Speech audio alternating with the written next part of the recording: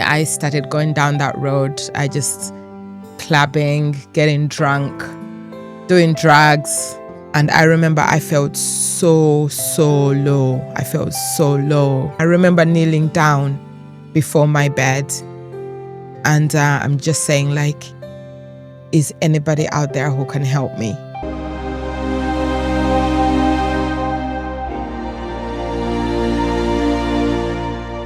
I grew up in Africa, Uganda to be precise. And as a young child, I actually went to a boarding school.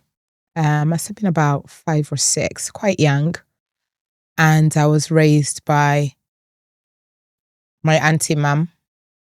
She's passed now. And I went to boarding school as well. And in Africa, it was just like so much fun. There was so much freedom. I got to learn how to climb trees. I think I learned how to ride a bike on an adult bike. So it was just an interesting time growing up in Africa. And as I went to a Catholic boarding school, I never really got it. I mean, when I was in the school, the nuns were not very loving. They were not very loving, and I couldn't connect with God through that religious practice. I just couldn't. I just felt like I was going through the emotions, and I was young anyway, so I didn't really experience. So I can't say that I had an encounter with Jesus during my time in boarding school. So when I came to this country, I must have been about 12 or 13. It was year 9 anyway.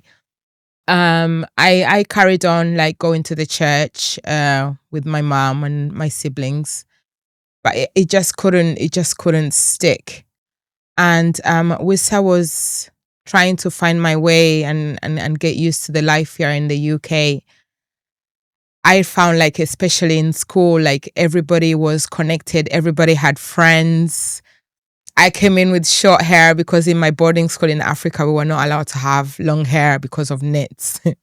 So we had to have shaved heads during our time in boarding school. So when I came here and I started in year 9, it was very, very hard for me to fit in. It was very, very hard for me to fit in because everybody, I mean, some people had known each other since like reception or even a bit earlier. And I came in and everybody had friends, and I didn't know how to fit in. My accent was not very good. I knew how to speak English, but I couldn't pronounce the words very well. So I used to get picked on in school. I used to get bullied in school because of my short hair. A bit of racism. Now that I realize there was a bit of racism there as well. So it was quite a challenging time coming here and trying to integrate into the English life. It was, there were many times I would cry to my mom, like, I wanted to go back home. Why did you bring me here? Because I was really, really struggling to fit in. And so I came up to about about year 11. That is when I found the clubbing scene. And I got into some funny crowds. I picked up smoking. I picked up smoking weed. And then I found the drum and bass scene. Oh my gosh, the drum and bass scene. Up to now, I still love drum and bass, but I found drum and bass scene, and I started going down that road. I just clubbing, getting drunk, doing drugs. I did ecstasy, smoked weed, and I smoked cigarettes. So that's where, my life just went downhill, hitting the club scene. And because I was just, I was struggling to fit in. I didn't know my father. In fact, my father died before I was born, so I didn't know my dad. So it was just a lot of things that were in my unconscious that were just being played out in this rebellious sort of nature of just drinking and wearing the shortest clothes you can imagine, getting up on the podiums in the nightclub, drinking Lambrini on the bus because I couldn't afford to go out. But a bottle of Lambrini then must have been about not more than £2. Me and my friends would just get like a big bottle and we just drink it on the bus. And that's all we needed. And we just go out on the clubs and we were, we got into guys. The guys would get guys to buy us drinks. And when it comes to going home, we would bump taxis.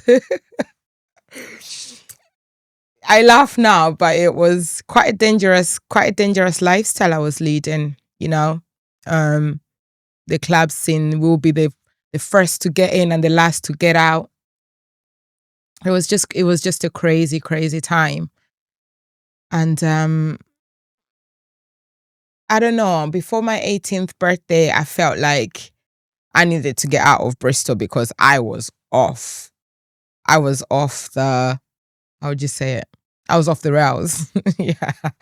I was completely off the rails. I didn't know what I was doing. I felt I had no purpose. Like, I didn't know why I was here. I flopped at school.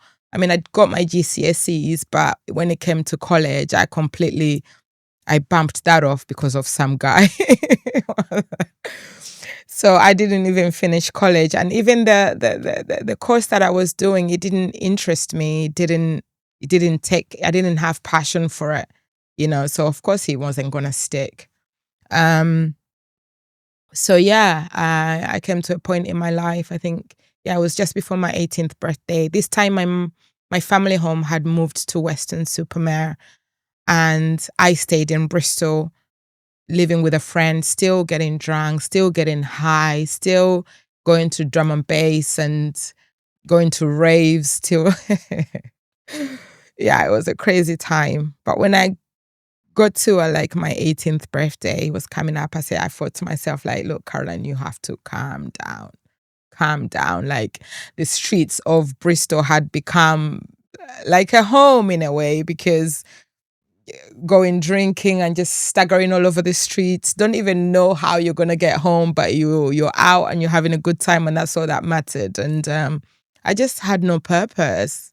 I felt no reason for leaving. Like, it was a crazy time. Crazy time. So anyway, I decided that I needed to calm down. So I moved to Weston and I joined my family home there and I got a job. And but even when I moved to Weston, once I found out the clubbing scene, I was going back into that again. And roundabout, there was a certain time where I broke up with my first son's father, and yeah, I really hit rock bottom, like really hit rock bottom. And I remember one night I went out clubbing. My son had gone to his father, so I said, right, I got a free night. I'm going out clubbing. I'm gonna go and have a good time, let my hair down, all that malarkey.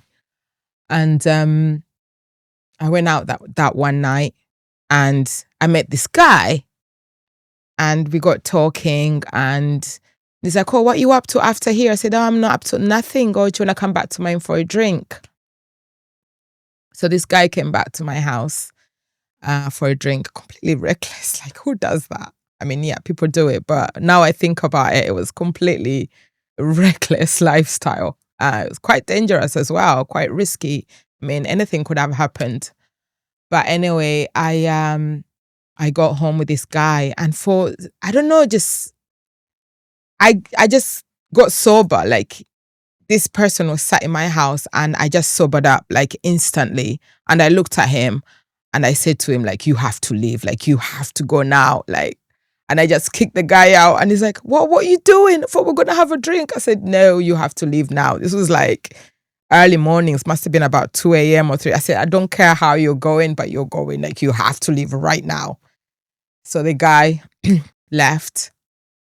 But yeah, just going back a little bit before all of this, the life I was leading was really dangerous. And there were points like I was leading into, like, if I carried on, it was gonna lead into a very promiscuous life. Yeah, thinking about it now, it would have been quite easy for me to lead in that life of just promiscuity and I don't know if I said that right, but yeah, there were moments when I'm like, what are you doing? Like what are you doing? Yeah. Anyway, this guy, so he left. And I remember one morning, that morning, I woke up. My son hadn't come back yet. And I remember I felt so low. I felt so low coming from a breakup. Like the nightlife was crazy. And I just, it was the weirdest thing ever. But I remember I was in my bedroom and the curtains were open. Like I'd woken up, the curtains were open, and I felt so desperate in that moment. And I got up and I closed the curtains again. And I remember kneeling down before my bed, and I'm just saying, like, is anybody out there who can help me?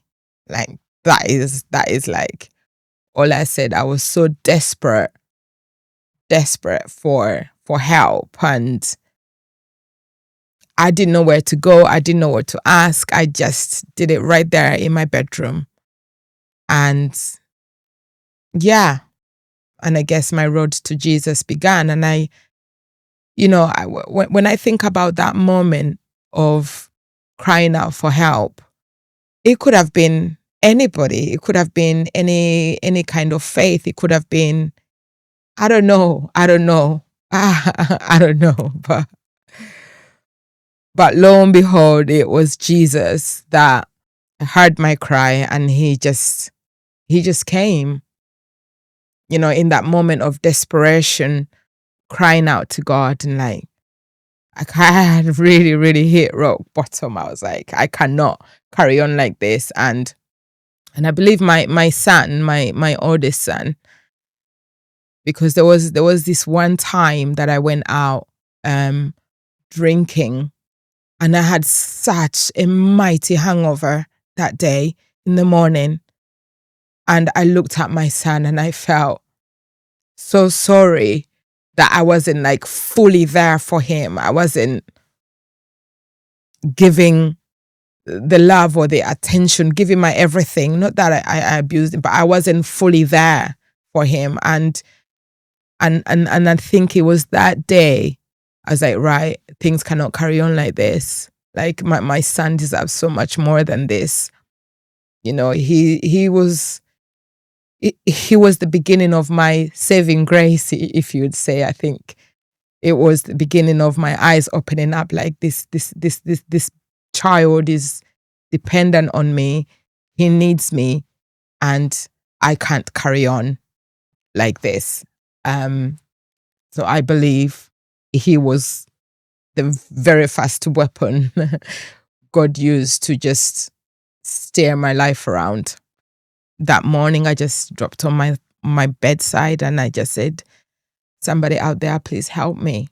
And the way it unwound, the way it came about, it was so crazy.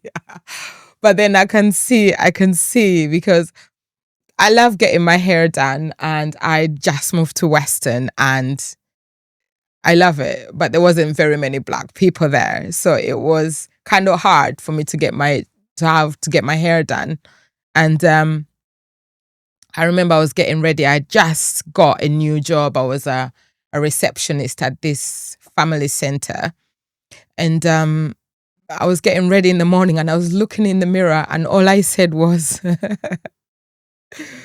"Oh, I wish someone could do my hair. I just need somebody to do my hair." So anyway, it's just one of those passing things that you say to yourself. And so I went into my work, and this lady comes out of nowhere. Like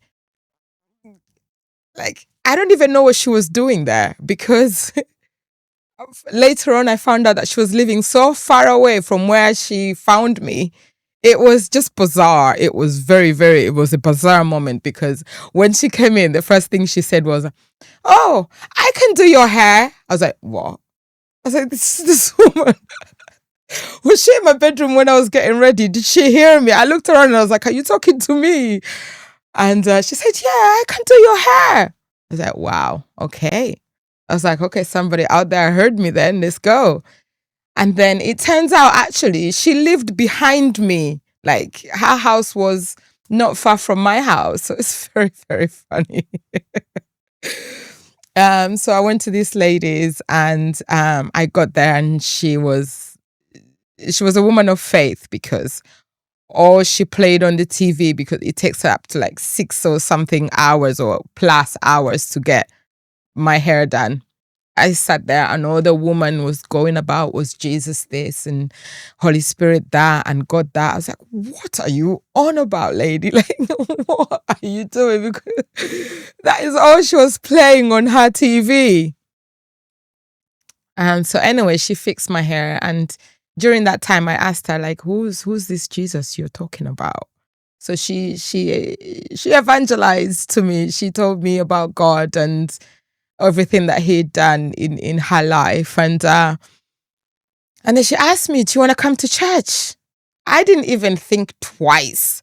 I said, "Well, I need something," so I just went. I'm one of those people that heard the gospel and just like, yeah, I'm up for it. Like, let's go, because what I got now ain't working. What I'm doing now is not working. My life is just a hot mess. And I needed change. I needed something different. And yeah, I got to church and I started getting to know God and what he was like and his love. And I think that was it, that his love. I'm yet to understand the depth of his love, but his love is good. Like, yeah. So anyway, and so I started going to church with her, and then she said, "You know what? You're a bit of a younger person. Why don't you try this other church?" So I went to this other church, and they preached the gospel. I heard the word, and I was like, "Yeah, I'm just gonna go for it." I didn't really. Some people do research. Some people read about things, and this is why I'm grateful that it's Jesus that literally answered me, because I was so desperate.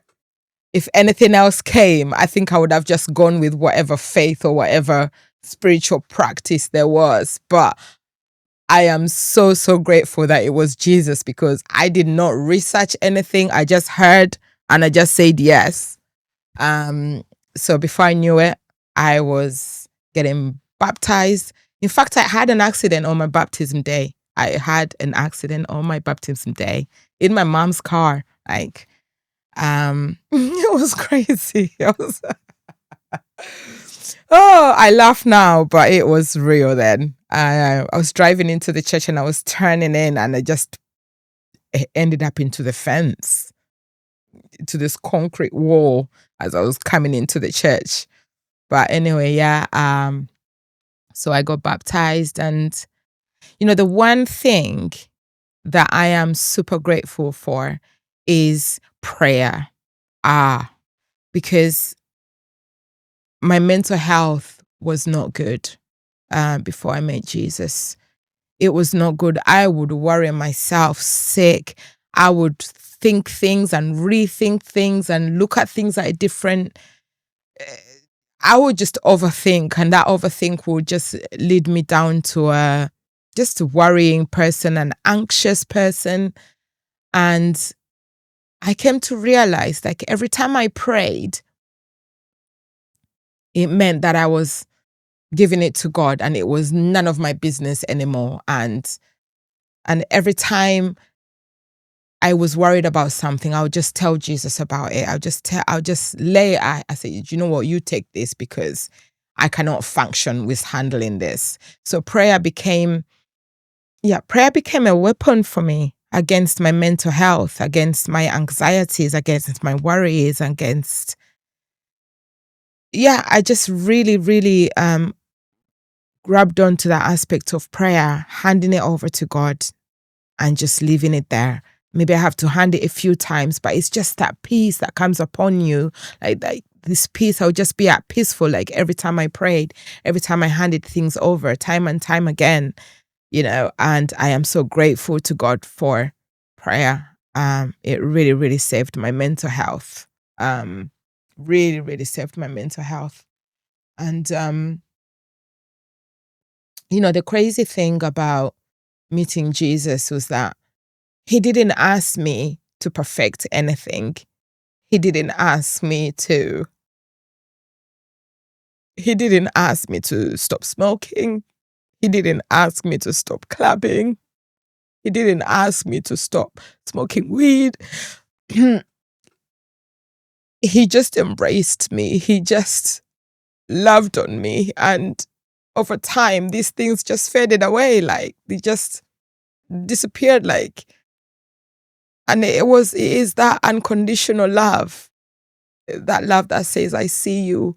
I'm here for you. I'm not going to leave you. I'm going to stick with you through thick and thin. And I still yet to understand because I fall on a daily. I fail on a daily, but he's always right there. He doesn't leave me. His thoughts towards me are always good, he says. And it's his love. I was looking for that love that I never really got from my boarding school growing up. I never really got from friends. I never really got from the guys I was hooking up with. My father, I didn't get that love. I didn't know my father. He died before I was born. It's like he got me. Like, and through all that time clubbing and drinking and doing drugs and hooking up with dudes, through all that time, I didn't realize that it was that love that I was looking for, that acceptance.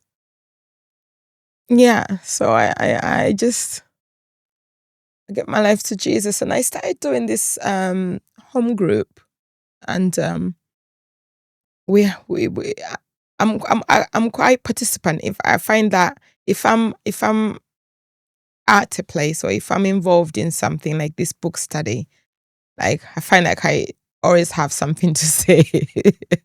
I've taught myself to be quiet sometimes, but I always find that I have something to say. And this is one particular lifestyle time.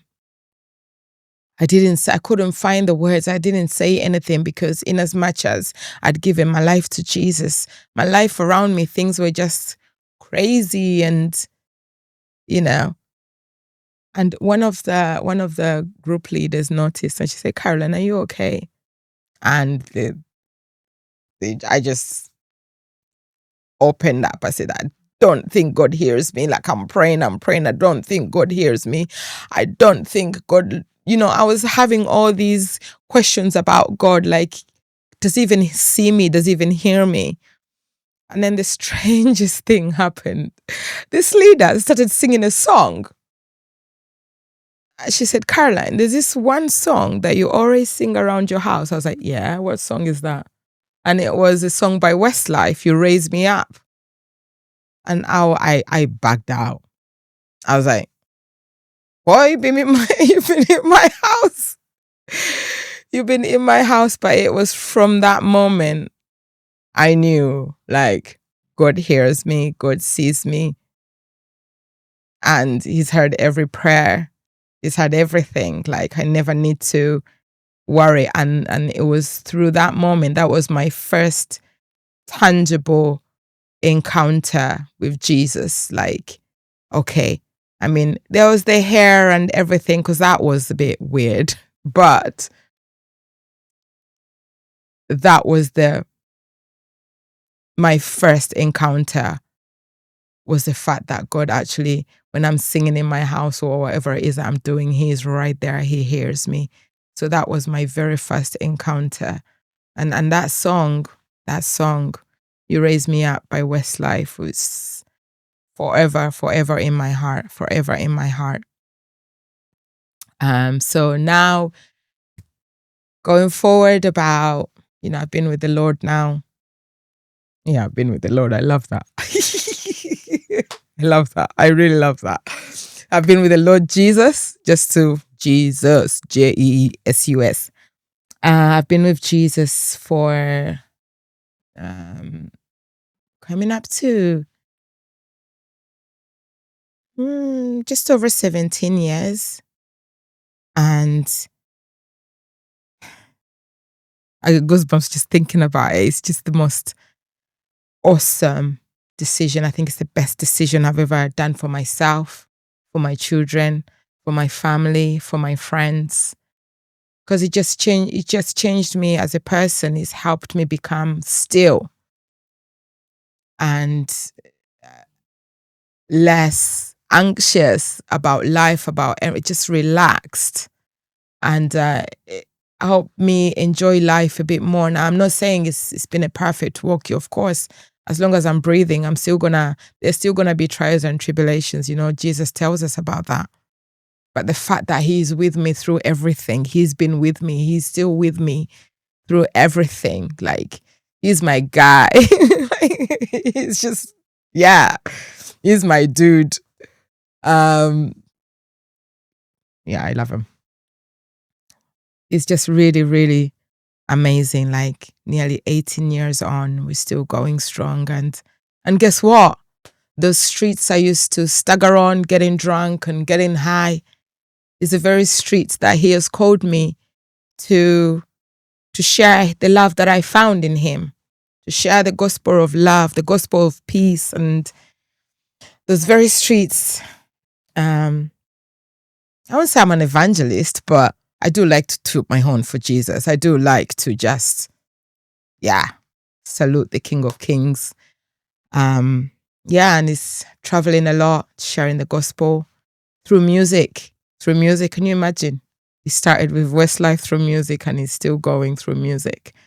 And I just, in spite, things come and go, but my call to share the gospel, to encourage people through music, making melody in my heart to the Lord, through spiritual songs, through hymns, that is going to remain with me forever. He is going to remain with me forever. And things might change, people might come and go, kids will grow and all those things, but I've found purpose.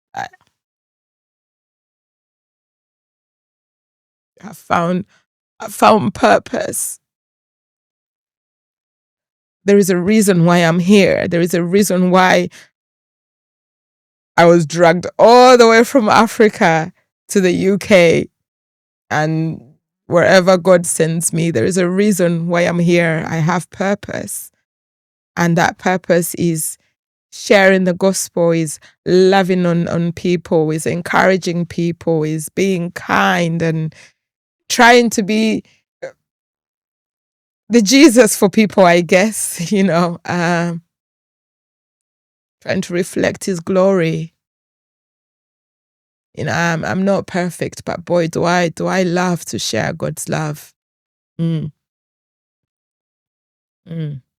Yeah, because so many of us, I'm not 100%. I still have my walk-ons, as I would call them, but by God, I'm full of hope, and I want to share that hope. I want to tell people, like, you're going through a hard time, but it's not the end. Like, this is not the end. There is more.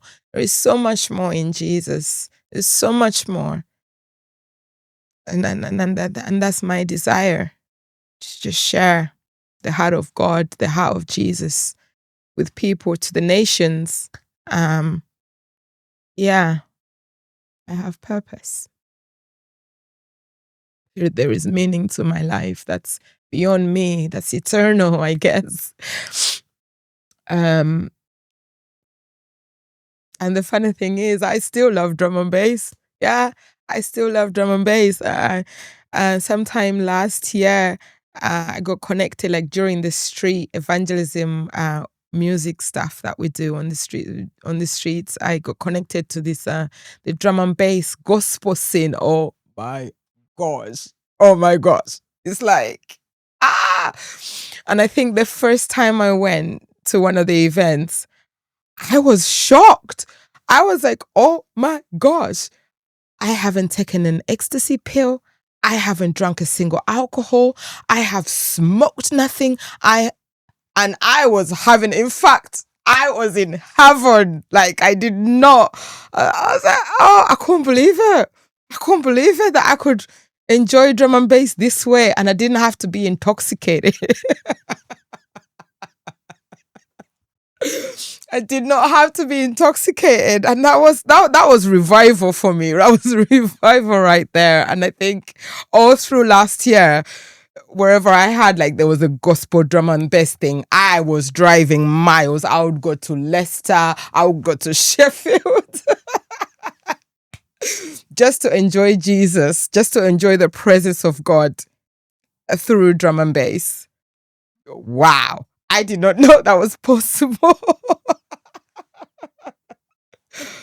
I did not know that was possible. And now I have a drum and bass gospel playlist. Yeah. That is just, oh my God. Such freedom, such freedom, such freedom. Yeah.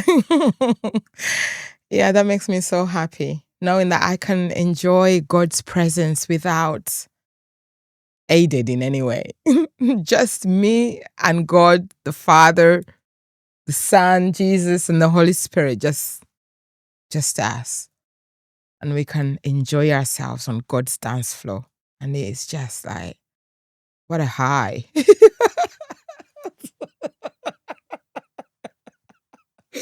Oh gosh, yeah. Yeah, such freedom. I love God. And I want people to know that He loves them and He has a plan for them. And I love Jesus. He's my dude. And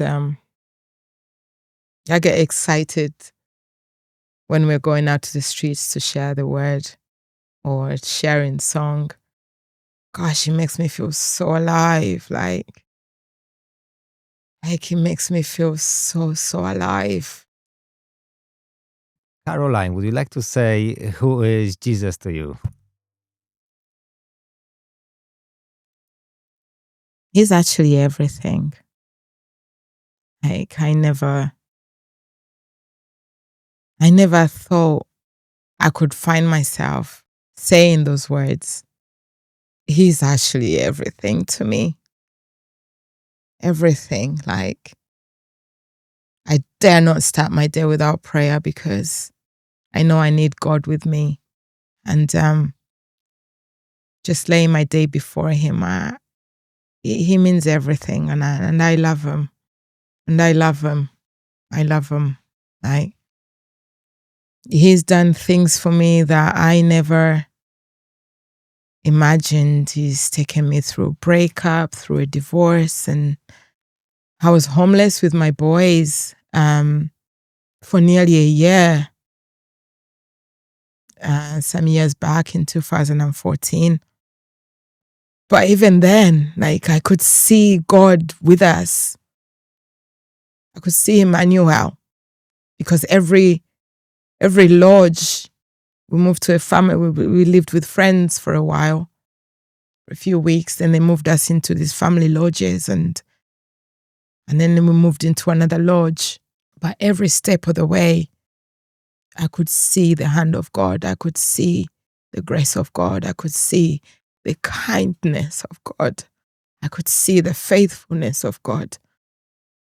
You know, yeah, it wasn't perfect. It wasn't a perfect situation. I mean, wants to be homeless. And that was also around about the time my husband then left during that time where we were homeless. So here was me with 2 kids. I remember in that year of 2014, I must have moved, gosh, at least 5 times. You know how moving is hard with 2 kids and studying, doing a degree in counseling and going to work and 2 kids. Hey, If it was not for God who was on my side, oh God, yeah. God has brought me through a lot.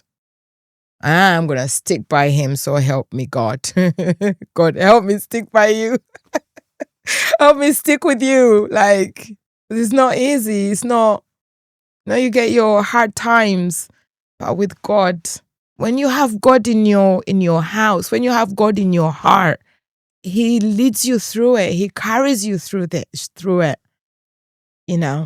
And even now, so much is going on, but I know God is with us. God is with me. God is with me. So God means everything to me. Oh, I'll give up anything for God.